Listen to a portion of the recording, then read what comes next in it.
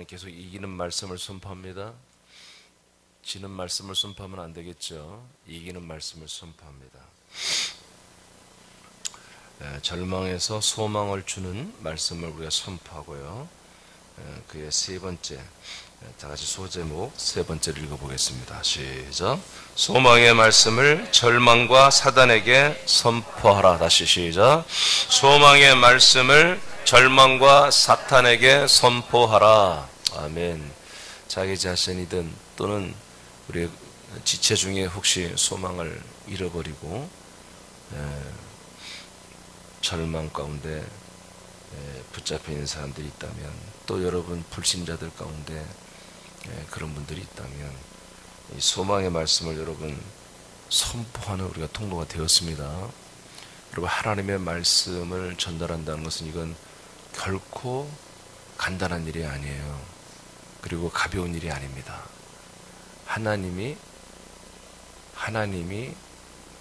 자기 자신에 있는 말씀인데, 그것도 보통 말씀이 아니라 생명의 말씀을 사람에게 위임을 시키고 네가 가서 전달을 하라고 하는 것은 굉장히 특별한 일입니다. 우리가 누구에게 굉장히 중요한 소식을 전달하라고 국가에서도 한 다른 나라의 사신으로, 대사로 보내지 않습니까? 그 한 대사를 다른 국가에 보내서 그 일을 시키는 데는 1년에 예산이 어마어마한 돈을, 방대한 돈을 다 지불하고 보내서 한 대통령의 말, 국가의 말을 다른 국가에게 전달을 하죠. 엄청나게 그 중요한 것입니다. 그래서 대사들이 가서 어머 이상한 소리 하면 전쟁도 날 수 있는 것입니다. 그러나 대사가 잘 말을 전달하고 하면은 국가 간에 서로 화평하고 화친하며 선의 경쟁을 하면서 서로에게 도움을 주면서 윈윈할 수 있게 하는 거죠. 근데 사실은 그만큼이라도 굉장히 중요한 게 뭐냐면 우리가 하나님의 말씀을 전달하는 것입니다. 결코 그 대사들보다 부족하지 않습니다. 전도자들은. 이건 한 일개 국가의 대통령의 말 정도가 아니라 전능하신 천지를 창조하신, 근데 사람들을 하나님의 아들들로 다 구원하시는 하나님의 말을 전달하는 것이거든요. 내 느낀 어떤 느낀 바를 전달하는 게 아닙니다. 하나님의 살아있는 생명의 말을 그대로 전달해야 됩니다. 그대로 전달해야 됩니다. 굉장히 중요한 거죠. 엄청나게 중요한 거예요. 그래서 우리가 이 선포를, 지금 선포에 대한 말씀을 받고 있는데, 말씀대로 되니라잖아요. 말씀대로 되니라. 그래서 이 책자가 저는 좀 최선을 다해서 좀 속히 좀 만들려고 합니다. 그래서 새벽 예배 때 이렇게 한 번씩 하고 나서 끝날 말씀이 아니라 이 말씀대로 되니라고 하는 이 말씀을 여러분들이 계속 가정에서 소그룹에서 계속해서 선포하고, 물론 선포에서 무슨 내용인지는 알아야 되겠죠. 그래서 여러분 제가 한번 가르쳐 드리고, 여러분 가족 중에 모르는 분들은 먼저 믿은 여러분들이, 영적 호주들이 가정에서 이 말씀을 가르쳐 주고, 그리고 선포하고 또 선포해서 이 말씀이 이루어지기를 우리는 원하는 것입니다. 말씀대로 되니랍니다. 말씀이 그대로 되게 하기 위해서 우리는 그의 통로로 쓰임을 받으려고 하는 것입니다. 우리가 쓰임 안 받으면 하나님은 다른 사람들을 쓰십니다. 근데 우리에게 먼저 이 권한을 주신 것은 마치 이 한국 땅에 하나님의 나라에 우리가 대사들로 이 땅에 우리가 파견되어서 한국에 있는 국민들에게 이 말씀대로 되니란 말씀대로 우리가 전달하고 이루어지기를 선포하는 것입니다. 그래서 우리가 전달하기 전에 먼저 우리가 믿고 먹고 그리고 선포하는 것입니다. 그러면 이 말씀이 우리 하나님에 의해서 이루어지는 거예요. 그런 통로로 우리가 지금 세워졌다는 거죠. 그러니까 이게 굉장히 중요한 거죠. 엄청나게 중요한 거죠. 그래서 지금 이 말씀대로 되니라 하기 위해서 선포라는 것은 전부가 아닙니다. 그 중에 핵심이 이제 선포지만 먼저 믿어야 돼요. 온전 먹어야 돼요. 네. 그리고 이 말씀이 정말 이 땅에서 사람들에게서 이루어진다. 말씀이 그대로 되게 하기 위한 통로로 우리가 이 말씀을 선포하는 것입니다. 그러니까 무조건 활락해서 선포하고 하다 보니까 재밌으니까 하고 하다 보니까 뭔가 역사가 나타났다고 해서 그런 게 아니에요. 여러분 이 말씀을 계속 선포하면은 계속해서 뭔가 이적이 나타납니다. 왜? 이것은 하나님의 말씀이 통치하는 세상은 일반 지금 선악과의 말이 통치하는 세상과 다른 거예요. 선악과의 말이 소통되고 있는 이 세상에서 오는 시스템과 하나님의 말씀이 통치하는 이 세상은 좀 다른 거잖아요. 서로에 부딪힘이 있는 것이거든요. 그런 가운데 정말 우리가 유심히 봐야 됩니다. 유심히 봐야 와우 정말 놀라운 일들이 일어나네. 나에게, 우리 가정에, 우리 교회에, 내 어떤 영적 신앙생활에, 또는 나의 직장생활에, 나의 어떤 모든 것에 놀라운 일들이 지금 변화가 일어났어. 통치가 일어났어. 이런 체험들을 여러분 과거도 했지만 앞으로 더 많이 하게 될 거예요. 이미 제가 말씀드렸듯이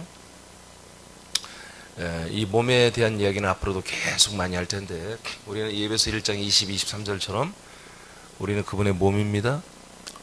우리는 그분의 몸으로 세상을 밟고 있습니다. 우리에게 밟힌 모든 만물은 우리에게 복종하게 되어 있습니다. 알겠습니까? 그 복종하는 만물을 예수님은 충만하게 하시고, 우리 머리 대신 예수님은 통째에 충만하게 오십니다. 우리가 모든 만물, 만사, 만인에게 우리가 밟고 있고 주님이 충만하게 하는 걸 믿어지는 모든 것들에게 우리는 뭐요? 그 말씀들을 선포한다는 거예요. 기도하고 선포하고. 아멘. 그래서 예배서 1장 22, 23절의 말씀이 이루어져야 되는 거예요. 그래야 그렇게 이루어진 것들이 예수님의 그 보혈의 피로, 십자가의 피로 화목되어지는 그것들을 우리가 축복하고 선포하여 예수님은 충만하게 하고, 그 모든 것들이 돌아와서 하나님의 아들들인 여러분에게 쓰임 받거나, 아니면 그게 사람들이라면 그들이 돌아와 아들들이 돼야 되는 것이고. 이해되십니까? 그러니까 여러분들이 선포하는 것은 저 먼 데 있는 거, 나와 관계도 없는 거, 막 대한민국의 통일을 위해서 막 선포, 그런 거 하는 거 아니에요.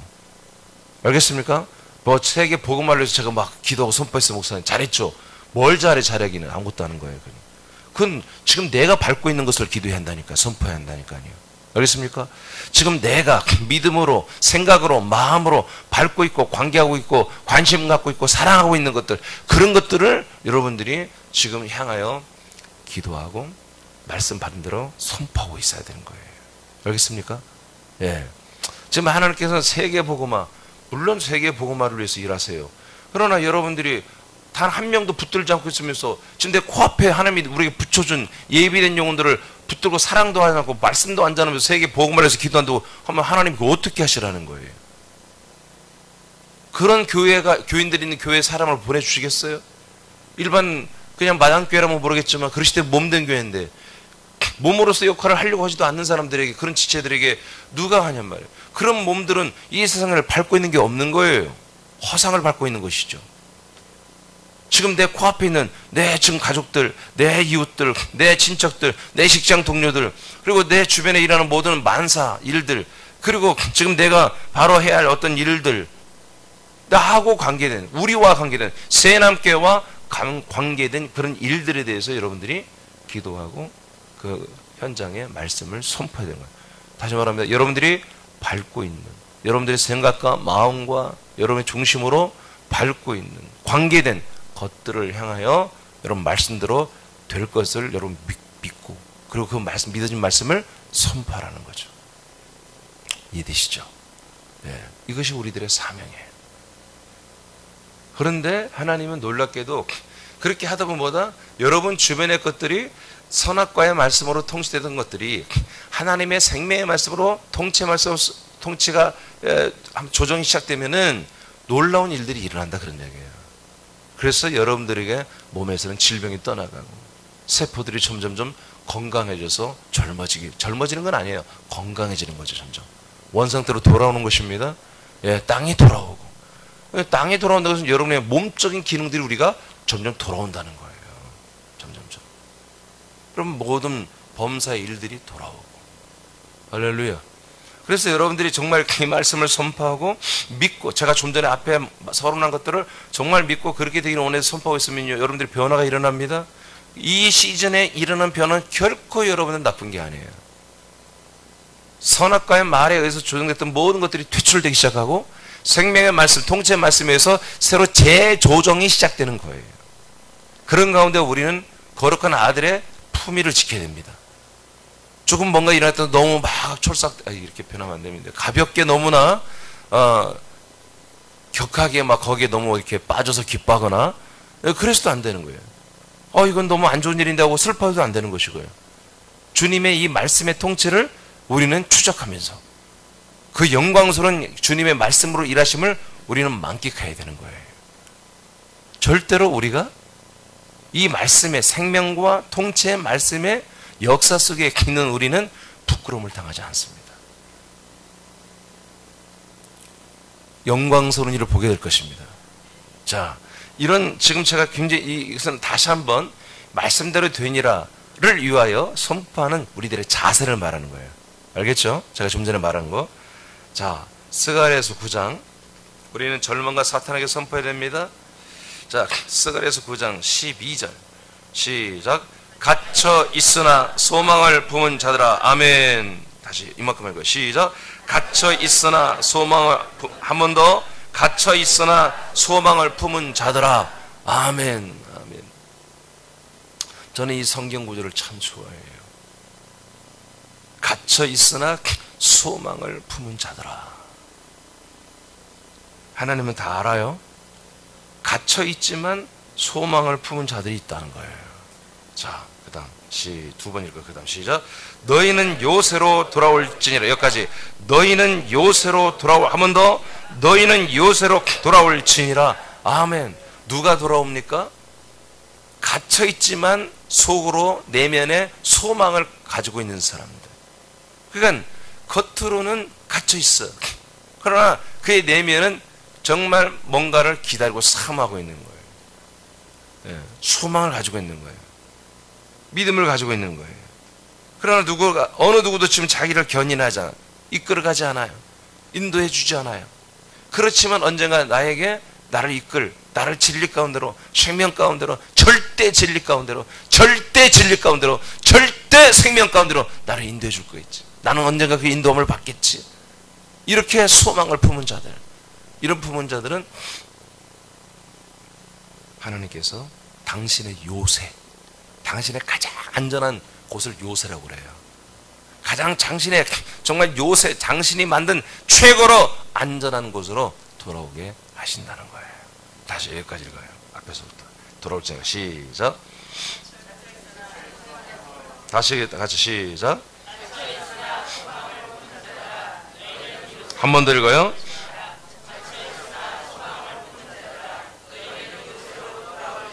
아멘. 그러니까 여러분 전도하다가 만나면 여러분 정말 이 어떤 진리에 대한, 생명에 대한 목마름이 있는 사람들, 절대 완전 진리, 절대 완전 생명, 절대 완전한 교회를 찾고 절대적인 말씀을 찾는, 절대적인 하나님을 만나고 싶어하는 그런 사람들이 있어요. 그런 사람들을 만나면 이런 말씀을 소개해 주면 됩니다. 많은 사람들이 갇혀 있다는 거 다 시인합니다. 자기가 완전히 100% 자유하고 기뻐하고 즐거워하며 만끽하는 그런 영적 생활하는 사람이 지극히 드뭅니다. 그리스도 안에서는, 그리스도 밖에서는 절대로 만족할 수가 없어요. 당신들이 어떤 부분에서 답답하며 공고하며 어떤 부분에서 매우 목마르며 줄이고 굶주리며 얼마나 많은 부분에서 영적으로 답답함을 느끼니까 여러분 이런 말들을 하게 된 거죠. 그런 분들이 절대 진리를 말하고 생명을 말하고 말씀을 말하고 사모를 말하고 소망을 말하기 시작하거든요. 이런 사람들은 하나님께서 가장 완전하며 안전한 요새를 당신을 위해서 준비했습니다. 돌아오게 하십니다. 라고 선포를 해줘야 되는 거예요. 알겠습니까? 그 다음 읽어요. 시작. 내가 오늘도 이르노라. 내가 너에게 갑절이나 갚을 것이라. 하면 더. 내가 오늘도 이르노라. 내가 너에게 갑절이나 갚을 것이라. 아멘. 돌아오게 한다면 어떻게 하겠다는 거예요? 너에게 정말 갑절로 너에게 계속 갚아주겠다. 하나님이 뭔가 주시려고 했던 것들을 못 주고 있었어, 하나님이. 근데 돌아오게 하셔가지고 그 요새 안에 돌아오기 위해서 어떻게 하면 막 주시겠다는 거예요. 여러분 이것들이 바로 우리들에게 있었던 일이잖아요. 저와 여러분의 스토리잖아요. 맞습니까? 여러분들이 갇혀 있으나 뭔가 소망, 뭔가 진리를 소망하고 있었기 때문에 하나님께서 가장 안전한 곳에 당신의 몸 안으로 우리를 데리고 들어왔잖아요. 이 안에서 당신의 머리이신 예수님이 우리 계속해서 갑절로 주시고 계시잖아요. 이것이 소망입니다. 이것이 우리에게 소망이고 다른 사람들에게도 소망인 거예요. 이 소망을 만민에게 전파하기 위하여 수많은 우주와 지구촌의 모든 만물들이 지금 지탱하고 있는 거예요. 서브하고 있는 거예요. 우리에게 계속 공급되고 있는 거예요. 여러분 돈도 이것을 위해서 여러분에게 지급되고 있는 거예요. 믿습니까? 믿습니까? 이 활동, 이 온전한 활동을 하는 데는 절대로 여러분 가난한 적 없습니다. 절대로 부끄러움을 당하지 않습니다. 과거에 우리들은 흑암의 권세 아래에 잡혀 있었죠. 그러나 우리가 흑암의 권세에 잡혀 있었지만 소망을 품고 있었어요. 저의 개인적 간증이에요, 이게. 저는 흑암의 권세에 잡혀 있었으나 이제 마당까지 왔으나 그 그리스도 안에 들어가는 그 지성소에 들어가는 그 소망을 갖고 있었죠. 그러나 몰랐어요. 어떻게 하면 들어갈까? 십자가 피, 예수님의 피를 의적한다는 거 누가 몰라? 다 알죠. 그러나 그걸 알지만 대제사장이 내게 없었어요. 나를 그리스도 안으로 데리고 들어가는 지성소로 데리고 들어가는 이 영원한 승천하신 그 영원한 대제사장은 제가 꿈에도 몰랐단 말이에요. 십자가를 죽은 예수 그분만 내가 알고 있었지. 승천하신 예수님만이 나를 데리고 들어가는 약속된 그 대제사장 예수님만이 나를 데리고 들어갔을 때는 이런 사실을 전혀 몰랐기 때문에 저는 마당에 날마다 부르짖고 날마다 애통하며 그 완전한 그 어떤 것을 향하여 제가 바라고 우러러보고 계속 아브라함처럼 그렇게 했지만 그게 어떻게 가야 되며 어떻게 이런지를 성경을 날마다 박박 뒤지면서 아무리 읽어도 알 수가 없었단 말이에요. 그래서 그 애통함은 이루 말할 수가 없는 거예요. 그러나 여기 주님께서 주님의 은혜로 그건 누가 나를 안내를 하지 못하니까 저는 정말 주님이 직접 저에게 정말 끝까지 저의 목회자로서 인간적으로서 가장 끝자락까지 저를 완전히 코너에 모신 다음에 그 다음에 이 그리스도의 세계를 저에게 열어주시고 입장을 시켜주신 거예요. 저는 이게 이 말씀 완전 저의 고백입니다. 이게. 제 고백이에요. 자, 넘기시고 요한복음 16장. 여러분 이것이 저의 고백을 여러분들의 고백이 됩니다. 그렇잖아요. 여러분 뭐 재미삼은 게 아니잖아요. 여러분 여기에. 그렇죠? 요한복음 16장 13절 시작. 그러나 진리의 성령이 오시면 그가 너희를 모든 진리 가운데로 인도하시리니 그가 스스로 말하지 않고 오직 들은 것을 말하며 장래일을 너에게 알리시리라. 아멘. 진리 가운데로 누가 우리를 인도한다고요? 성령 하나님이 우리를 진리 안으로 인도했다니까요. 이런 은혜를 우리가 받았다니까요. 그러니까 우리가 어떤 절망이나 어떤 의욕 상실이나 침체나 또는 내지는 시험 들어있다. 여러분 그런 우리 지체가 있다면 또 자신이 그런 적이 있다면 여러분 소망을 선포해야 됩니다. 저와 당신 과거에 우리가 어떻게 이 그리스도 안에 들어왔습니까? 어떻게 그리스도의 몸에 연합하여 지금 몸의 구주이신 예수님으로 말미암아 구원을 이루고 가고 있습니까? 바로 진리, 이 진리 안에 들어오고 계신 바로 우리 하나님의 성령이라는 거죠. 하나님께서 당신의 영으로 우리를 이 진리 가운데로 데리고 들어왔지 않습니까? 할렐루야. 이런데 우리가 어찌하여 절망할 수 있으며 시험 들고 있으며 주저하고 있냔 말이에요. 있을 수 없는 거예요. 아니 하나님께서 이민준 목사를 보내서 당신을 그리스도 안으로 데리고 왔어도 이러면 안 되지. 예? 아무리 이민준 목사가 별로 별 볼리는 목사라도 이러면 안 되지. 목사님이 당신을 위해서 기도하고 당신이 이것까지 살려보려고 애를 쓰는데 이렇게 성의도 없이 그럴 수 있냐 말이야. 근데 그게 아니야. 하나님이 하신 거예요. 하나님이. 진짜로 하나님이 진리 가운데로 당신을 여기까지 인도했잖아. 근데 어쩌게 당신은 그렇게 하나님의 그 위대한 일하심, 그 성의와 사랑을 그렇게 싹 무시할 수 있냔 말이에요. 여러분 그렇게 공고해야 되는 것입니다. 알겠습니까? 예. 여러분 스스로에게도 어떤 자기들의 어떤 개인적인 어떤 일 때문에 좀 이것이 믿음 생활이 식어지고 뭔가 약간 절망이고 스스로에게도 오늘 이 말씀이 들어와서 자기 머리 방망이했던 말씀 머리 한 대 얻어 터져야 되는 거예요. 성령께서 우리를 진리 가운데로 인도하신 거예요. 할렐루야. 이것도 성령님이 아무 때나 은혜를 베푸는 게 아니에요.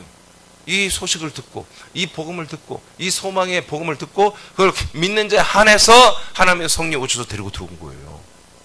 아무나 데리고 들어오는 게 아니에요. 그것도 이렇게 굉장히 까다롭고 어렵고 정말 이 진리 가운데 들어온 그 사람들이 많지 않은, 그렇게 결코 많지 않은. 왜? 아니 어떤 교회가 계속해서 목사와 전도자들이 이 하나님의 그 소망, 부활의 몸의 구원에 대한 이 모든 소망에 대한 말씀을 계속 전해줘야 한단 말이에요. 약속의 말씀을 전해줘야 한단 말이에요. 그런 가운데 하나님의 성령으로 그 사람들을 데리고 들어오잖아요. 진리 가운데로. 근데 전달도 안 받고 있어. 대부분이 지금 전도자들이 지금 활발하게 전도. 여러분 이때 전도해 진짜 전도입니다. 지금 전도하기 어려운 때가 됐잖아요. 정말 우리가 말로만 듣던 전도하면 이거 지금 차별금지법이 지금 통과되면 전도는 더욱더 어려워지겠죠. 더욱더 어려워집니다. 지금 코로나 때문에 어려워지지만 더욱더 어려워집니다. 여러분들이 분명히 알아야 겠습니다. 여러분 코로나 바이러스가 여러분 암병이 아니에요. 지금 여러분 암병보다 더 무섭게 느껴지죠. 코로나 걸리면 다 죽을 것 같죠. 지금 8월 달에 우리나라가 몇 명 죽은 줄 아세요? 몇 명 안 돼요. 8월 한 달 동안.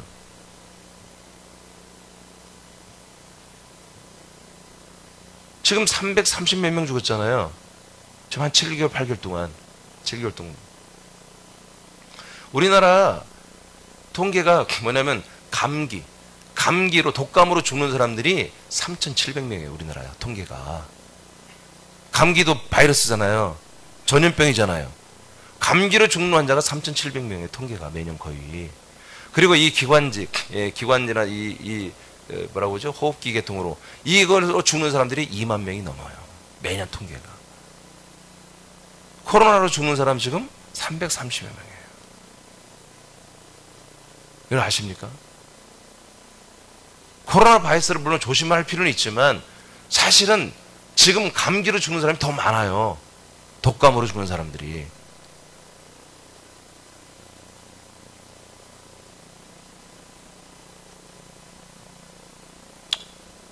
어느 부분에서 이게 지금 정치적으로 이용되는 거예요, 지금.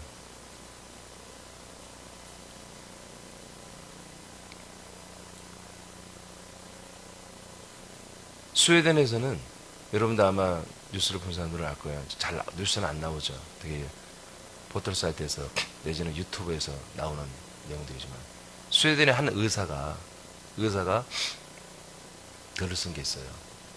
스웨덴도 처음에는 굉장히 많이 확진됐어요. 근데 그 의사가 말하기를 스웨덴에서는 많이 더 죽었어요. 몇천 명 죽었어요.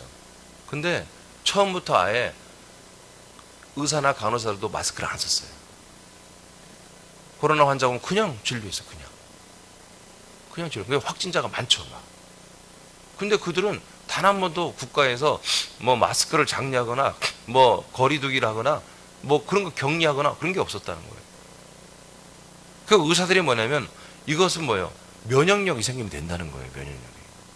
이건 치명적인 사람을 죽이는 그런 암병이 그런 게 아니라는 거예요. 그 지금 올라오면 스웨덴은 완전히 코로나를 이겨버렸어요. 감염자가 없어요 지금. 그들은 전혀 자가격리니 뭐 거리두기니 전혀 없어요. 그래서 스웨덴이 지금 아주 특별한 케이스로 오는데 그것을 지금 우리나라는 말할 수가 없죠. 왜? 우리나라는 이렇게 하니까 지지율이 막 올라가고 자기들 여당의 모든 것들이 여당이 올라가고 전 국민을 마음껏 지금 격려, 마음껏 통제하고 마음껏 다 다스릴 수 있는 좋은 호재거든요. 이것이.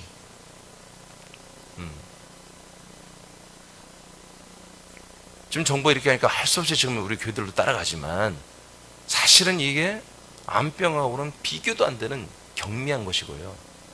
감기보다도 죽는 인원이 적은 그런 거예요. 그럼 생각해보세요. 감기는 약이 있죠? 아니 왜 대답을 안 해? 여러분 다 공무원들이요? 국가에서 나왔어 지금? 여러분 다 천국 국민들 아니야? 감기 약이 있어 없어? 반말로 해야지 그냥. 있잖아. 코로나 바이러스 약이 있어 없어? 없어. 없는데도 덜 죽는다고 지금. 이게 사실이에요. 영상 하나 만들었는데 그걸 어떻게 만드냐에 따라서 사람들이 공포심 들고 거기 잡히게 할 수 있는 거예요. 뉴스라는 게 그런 거예요. 네? 스웨덴은 전혀 없는 거예요. 미국도 좀 그런 식인 거죠.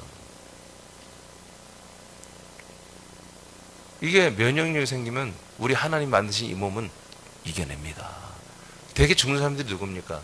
다 병들고 나이가 드신 요양병원에 계신 이분들이요. 이게 그분들은 다른 감기 바이러스가 들어가도 죽으실 분이에요. 어떻게 보면 다른 질병 때문에 곧 돌아가실 분인데 이것이 도와주는 거예요. 어떻게 보면 더 치명적인 어떤 더하기가 된 것이죠. 그분들이 믿는 분이라면 요양원에서 날마다 그렇게 정말 얼마나 그렇게 줘줍니까?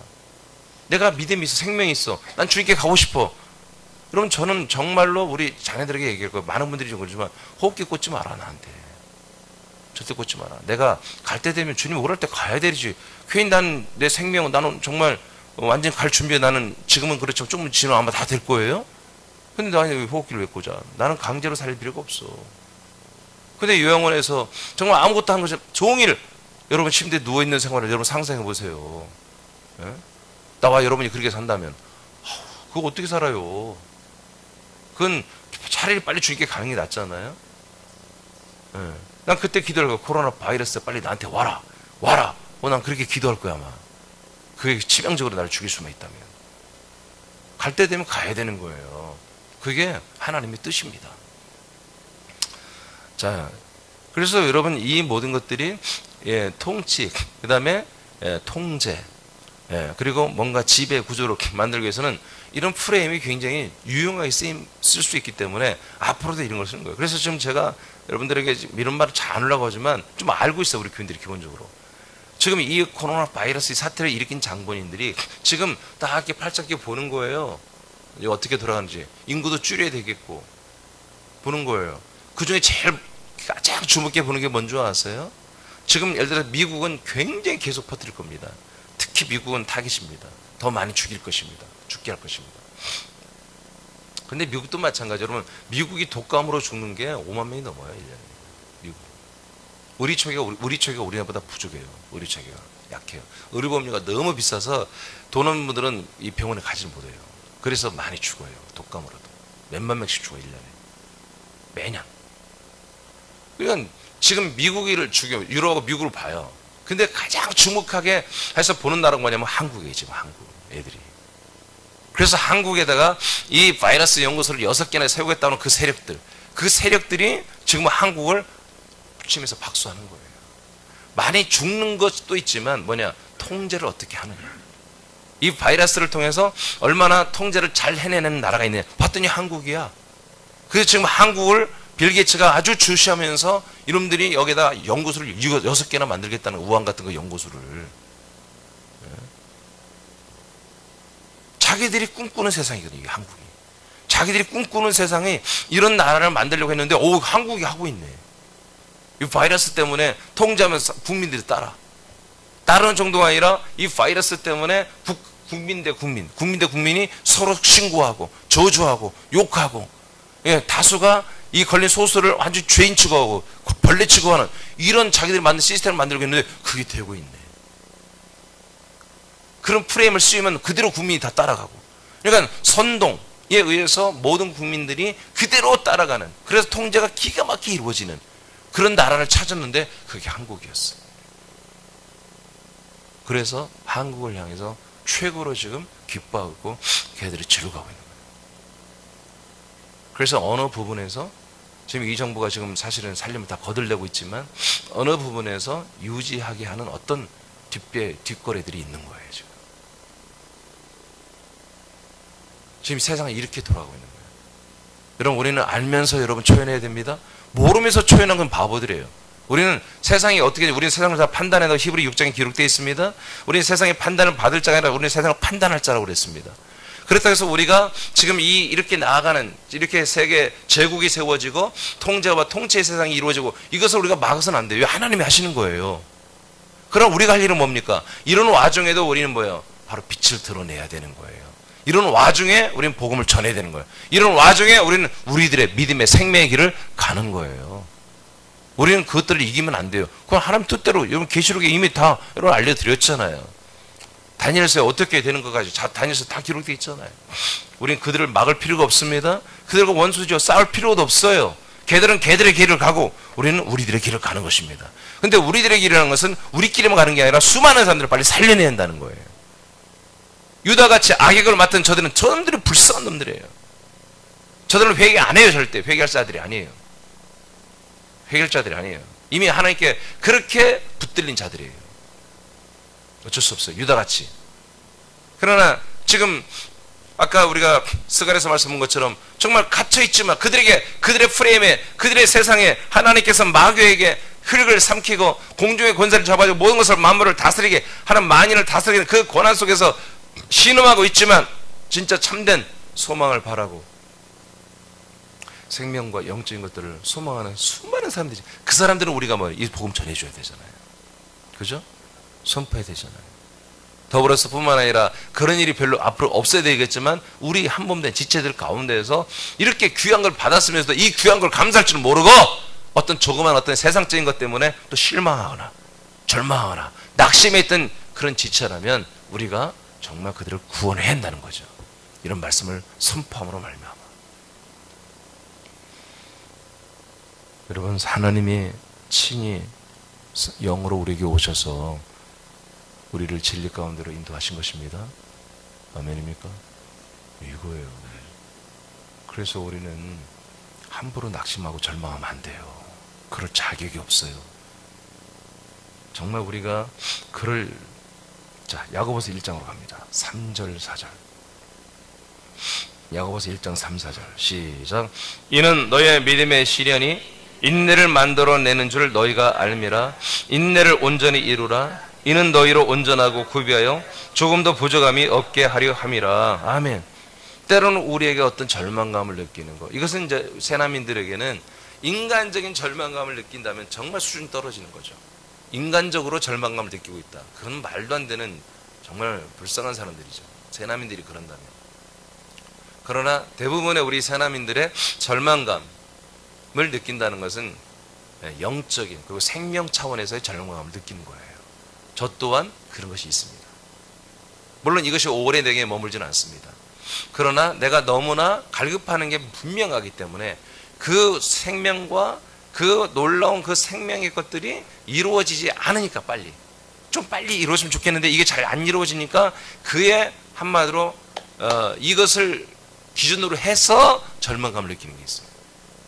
그냥 인간적 절망이 아닙니다. 정말 주님이 내게 주신 사명, 여러분이 주신 사명, 우리 그리스도의 몸된 새나게 주신 사명, 이 사명이 뭔가 열매가 되고 빨리빨리 이루어져야 되잖아요. 그렇죠? 여러분들 전도를 많이 해야 되잖아요. 여러분 금년에 몇 명 전도했어요? 몇 명 살렸어요? 많이 안 됐잖아요. 그렇죠? 그러면 이것이 정말 여기에는 어떤 예통이 있어야 되는 거예요. 맞죠? 예통이 지나치면 뭐예요? 약간의 절망도 오는 거예요. 하나님, 나는 아닌가요? 나는 그렇게 크게 쓰임받을 존재가 아닌가요? 난 그렇게 크게 영광스럽게 쓰임받을 아들이 아닌가요? 그렇다면 하나님 아버지 나를 폐하소서. 막 내가 그럽니다. 뭐 하나님도 이름 시키 봐라? 막 그럴 정도로. 얘 또 병 도졌구만. 막 그럴 정도로 하나님 나를 폐하소서. 막 내가 가끔 막 도전을 해요. 내 마음속에 좀 하나님께 약간 불만이 있는 거예요. 아니 내가 부족한 거 알아요. 부족하면 하나님 그때 채우시면 되지 않습니까? 내가 좀 한마디로 좀 하는 것이 합당하잖아. 그때마다 하나님 나를 닦아주시고 좀 회개시켜가면서 그때 그냥 쓰시면 되잖아요. 저 한 20% 지분이 하나님 80% 넘으니까 사실 100%지만 내가 나타나야 되니까 앞에. 하나님이 조금만 더 힘쓰시면 다 될 일을 왜 나 하나 부족한 거 하나 따져가면서 이렇게 일을 진행 안 시키고 계속 이렇게 골방에서만 이렇게 합니까? 서울에 올라간 지 내가 4년 됐는데, 서울에 올라간 지 4년 됐는데 또 20명 예배드리고. 하나님 이게 뭡니까? 근데 엄청난 부흥한 거예요. 부흥은 했어요. 사실은 금년에 작년 7월에 그러니까 저기 역삼동에서 도곡동으로 이동할 때 그때 교인들이 한 15명 됐었어요. 근데 이사짐을 다 열심히 날르더라고. 이사짐 날리고 그 다음 주부터 다 안 나오더라고. 청년 3명, 어른 1명, 어른도 없었어. 한 명 있다가 거기서 또 이제 떠났고. 그래서 하는데 하나님 좀 미리 알려주죠. 그럼 나 그만둘 텐데. 아니 15명 됐기 때문에 또 저 청운의 품을 품고 이 소망을 품고 도곡동 더 넓은 지하지만 넓은 데로 이사 갔더니 이사짐 딱 나르더니 다 퇴장해버리고. 그래서 교인이 몇 명 없었어요. 근데 또 이제 1년만 계약할 것도 2년 군산 선교부장이 올라오더니 2년을 바득바득 2년짜리를 계약을 하고 막 주님 1년만 하지 또 2년까지 해가지고 교인 3명 4명 됐고 또 그걸 어떻게 또 합니까? 내가 서울에 아는 사람도 없고. 그래서 마음이 절망이 되고 이제 그만하고 싶습니다. 그럴 때 또 하나님 또 그냥 또 한 가정이 와. 그래서 또 충만해져 내가. 이제 되겠구나. 주님이 하시네. 근데 좀 이따가 또 한 가정이 와. 주님이 하시네. 그래서 이제 1년이 지나고 조금씩 해서 이제 한 10여 명이 넘어가고 10대 명이 또 되니까 주님이 하신가 보다. 또 이제 2년 계약이 다 돼가니까 또 한 가정 떠나가, 또 한 가정 떠나가, 또 한 가정 떠나가. 이해는 돼요. 파주에서 오면 나는 몰랐어요. 파주 그렇게 먼지. 차로 가도 1시간 넘게 걸려요. 차로 가도 1시간 20분 30분. 그들이 근데 파주에 전철 타고 버스 타고 3시간 걸려와. 3시간 걸려와요. 지금도 영흥대에서 오는 우리 집사님은 지난주에도 빨리 왔더라고. 예배를 안 늦었더라고. 그래서 오늘 이렇게 빨리 왔어. 안 밀렸나 봐. 예, 안 밀렸어요. 얼마나? 3시간. 3시간이 안 밀린 거래. 이렇게 와요 지금 서울 교인들은. 인천에서 오고 막 의정부에서 오고. 하나님 왜 좀 가까운데 안 하고 딱 멀리만 이렇게 교인들이 있는지 또. 그래서 이번에도 이제 사실은 이제 도곡동에서 이사 올 때 또 그렇게 다 떨어져 나간 거예요. 그래서 이 잠언할 때도 주님 이제 됐네요. 그만하겠습니다. 그만했다고 된가 봐요. 주님의 뜻인데 이제 순종하겠습니다. 그래서 그런 마음이 사실 많이 있었어요. 왜 또 다 나갔으니까. 나가고 국가는 청년들 3명과 어른 2명, 어른 3명이고 3명 가끔 나오는 한 형제도 있으니까. 그러니까 6명, 우리까지 하면 8명이 전부였어요. 그래서 이제 좀 어떻게 할까? 우리 아들은 아빠 그냥 이렇게 강남 쪽이나 이런 쪽에 이런 우리가 잠깐 예배드릴 수 있는 실들을 렌트하는 그런 방들이 실들이 사무 회의용으로 렌트하는 한 시간에 뭐 한 2만 원, 3만 원만 주면 되니까 그렇게 하자고 그런 말까지 나올 정도였어요. 어떻게 그런 데서 예배드리니? 난 그러지만 속으로 순간순간 주님이 뜻이면 접어야 되겠다. 근데 또 갑자기 초종예비가 나타나더니 옥삼차기가 살던 곳입니다. 여기 좋습니다. 그래가지고 막 내가 그렇게 아주 간절하게 알아보라고 하지도 않았는데 막 목숨 걸고 가서 돌아다니면서 알아보더니 장소를 딱 정해가지고 좋은 조건에 굉장히 싸게 부가세도 없게 팍 만들어가지고 가봤더니 다행히도 막 실이 있어. 한의원이었기 때문에 실들이 있으면 그게 뭐대. 이렇게 좁아타져가지고 어떻게 저기들이 다 하겠다는 거야. 저기들이 올라오더니 싹 교회처럼 만들어놔 보네 또.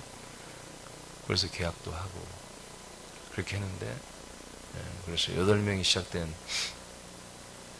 곳이 지금은 20명이 넘게 됐습니다. 1년 만에 3배의 부흥이 된 거예요. 3배는 아니고 한 2배 이상 부흥이 지금 됐습니다.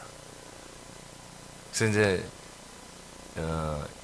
우리가 알았어요. 이거 언젠가는 재개발이 되는데 2년 정도는 갈 거라고 생각을 했어요. 다. 근데 지금 1년 만에 이제 나가게 되는데 이번에는 여러분 기도하세요. 이번에는 이삿짐 달르고 다 사라지지 않도록. 아멘. 예. 근데 기도하는 것은 그거예요. 이제 그런 단계는 아니 이제 보니까 적어도 30명은 돼야 되겠다. 이사하는데 20명은 너무 적다. 30명은 돼야 되겠다. 그래서 계속 우리가 우리 교회에서 여기 200명, 서로 30명 있잖아요, 목표가. 그래서 30명은 돼야 되겠다. 그래서 하는데 주님이 통치하면 분명히 될 것 같습니다. 그래서 제가 이 얘기를 왜 합니까? 믿음의 시련이 인내를 만들어준다는 거죠. 이건 나쁜 게 아니에요. 믿음의 시련. 이것은 우리에게 인내를 주는 거예요. 인내는 소망을 낳습니다. 아멘? 예. 그러니까 이것이 우리에게 필요해요. 필요해요. 그러니까 혹시 여러분 자신에게 또 우리 지체들에게 뭔가 우리의 목적이 분명한데, 우리의 소망이 분명한데, 정말 내 구원도 이루어지지만 그리스도의 몸된 교회 구원이 이루어져야 되잖아요. 이게 확장되잖아요. 이것이 정말 빠른 속도로 좀 대규모로 이루어지기를 우리는 원하는데, 이것 때문에 우리가 마음이 좀 힘들고 어렵고 할 때 우리에게 뭐예요? 서로에게 위로가 돼야 되잖아요. 그렇죠? 예, 그런 말씀이 뭡니까? 믿음의 시련은 인내를 이루어 줍니다. 믿음의 시련은 반드시 우리에게 인내를 줍니다. 인내를 온전히 이루어야 됩니다. 그래야 이 인내를 온전히 이루므로 뭐예요? 우리가 온전해지고 조금 더 하나님 보시기에 부족함이 없게 되는 것입니다. 이 인내의 세월이 있어야 하나님 보시기에 쓰시기에 좀 더 부족함이 없는 상태가 된다는 거죠. 네. 저는 이걸 압니다. 그래서 계속 기다리는 것입니다. 아주 조금씩 지금 계속해서 이 생명 말씀 운동이 확장되고 있고 생명에서 늘어나고 있지만, 그러나 이 인내를 분명히 이루고 나면 주님이 분명히 우리 새남교회를, 저와 여러분을 쓰신다는 걸 저는 알고 있기 때문에 가끔 하나님께 한번 찔러보는 거죠. 하나님도 충격받으라고. 그래서 제가 막 도전적인 기도도 하고 말도 하고 막 그렇게 합니다만은 알아요. 하나님도 제 마음을 알고 저도 그냥 알고 하는 거죠. 주님, 좋게 빨리 이 인내 세월을 끝내시고 우리가 쓰임받기를 원합니다. 내가 쓰임받기를 원합니다. 이것이죠. 그러니까 우리에게 오는 어떤 믿음의 시련이 있습니까?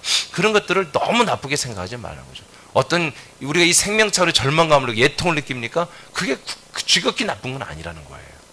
그런 가운데 우리는 또 이 소망을, 우리의 사명을 붙잡고 불타오르는 것이죠. 우리 사람끼리 점점 그런 때가 왔습니다. 전 세계에 이러는 이런 팬데믹 영상, 이것 때문에 많은 지금 기독교를 핍박하고 교회를 핍박하고, 지금 교회에 대해서 예배까지, 지금 시청에서 나게 온 공문이 뭐냐면 우리 교회는 지난주에 지적이 됐어요. 그래서 이게 한 번 더 반복되면 뭐 삼진아홉자리도 아니라 한 번만 더 반복되면 집회를 한마디로 폐쇄하겠다는 거예요. 세상에 이거 공산주의예요. 여러분, 제가 있죠, 전쟁, 6.25 전쟁 때도 예배를 드렸어요. 아니 지금 전쟁도 아닌데 마스크 몇 명 안 썼다고 한 번 더 걸리면 예배 자체를, 교회를 폐쇄하겠다는 거예요. 이런 세상 하루아침에 좀 벌써 제가 얘기했잖아요. 예전에는 이 시청 직원들이 오면은 겸손하게 예배당을 쳐다봐도 옆에 서서 이렇게 쳐다봤어요. 겸손하게. 지난 수요일날 보니까 옷도 안 입고 오는 애들이 무슨 경찰도 아니고 검찰이야 거의. 눈을 노려보면서 내가 정말 참았습니다. 제가 찬양 끝나고 너희들 나가 하려다가 참았어요. 폐쇄명령 내릴까봐. 참았어 진짜로. 얘들이 눈초리가 달라졌어요. 눈초리가 달라졌어요. 이게 뭐예요? 이게 바로 아까 내가 얘기했던 걔들이 원하는 상태인 거예요. 그런 독재, 그런 통제를 하는 세상을 만들어가는데 한국이라는 나라가 어쩜 이렇게 잘하는지. 우리나라는 사상전쟁을 치렀기 때문에, 사상전쟁 때 그랬잖아요. 이 사상이 얼마나 무섭다 어른들이 말해요. 왜? 정말 낮에는 한마디로 자유민주주의가 와서 하고, 밤에는 빨갱이들이 내려와서 빨치산에 내려와서 사람 죽이고, 낮에도 죽이고 밤에도 죽고, 낮에는 한마디로 공산당 때려잡고, 밤에는 공산당 내려서 한마디로 이 미국 중심으로 있는 자유민주 시민들을 때려잡고, 이런 무서운 사상전쟁을 우리는 한국민은 치렀기 때문에 거기 얼마나 빨리 선동이 되고 얼마나 빨리 이게 사람이 되는지를 다 알고. 제가 얘기했죠. 내 친구 하나가 신학교 4학년 때 자기가 그날이 오면 나오고, 너 같은 놈들을 나오고 그래. 너 같은 놈들을 죽창으로 찔러 죽이겠다고 나한테 그랬다니까요. 그래서 그날 내가 걔를 죽이려다 말았어요 진짜. 싸움으로는 정말 한 주먹거리도 안 되기 때문에. 근데 그 친구 지금 선교사로 가고 있어. 선교사로 가 있어요. 열심히 하고 있어요. 사상이에요, 사상. 사상으로 함께 물들면 그렇게 된다니까요. 그렇게 돼요. 여러분, 말씀은 사상을 이겨야 되죠. 그렇죠? 사상이 뭡니까? 선악과입니다. 이념을 만드는 게 신념을 만드는 게 뭡니까? 선악과입니다. 그럼 여러분, 그런 사상을 만드는 사람이 별 볼 일 없는 사람들이 아닙니다. 교수들입니다. 정치가들입니다. 사회에서 성공한 사람들입니다. 존경받는 사람들입니다. 그 녀석들이 이런 어떤 논리를 만들면 정말 이 백성들은 정말 멍청하게 그대로 따라간다니까요. 그대로 따라간다니까요. 시간이 안 되겠네요. 여기까지 하겠습니다. 새벽 예배 그냥 2시간씩 있었으면 좋겠어요. 그렇다고 또 주역까지